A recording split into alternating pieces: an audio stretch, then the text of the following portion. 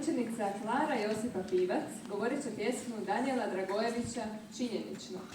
Učenica pohađa 4. razred gimnazije Metković, a mentorica je Marija Tomić-Veraja.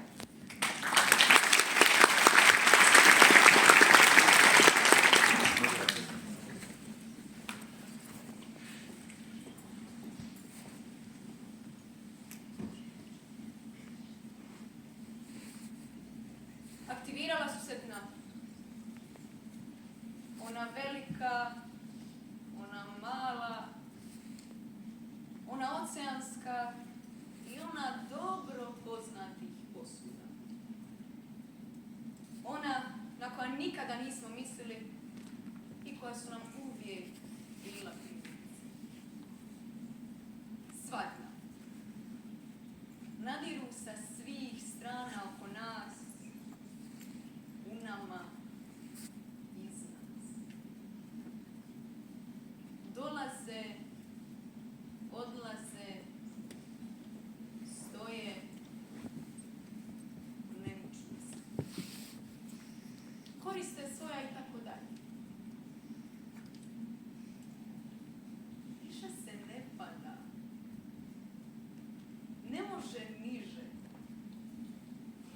Neće valjda vrijeme, život, svijet biti samo dno. Hoće. Svijet koji se može tutnuti ispod vrata kao da ga je pregazio valjak. Došli su. Dolaze dna. Veliko dno spavanja i sna, ono dno koje se uvuklo u svako dno, dno dna na dnu.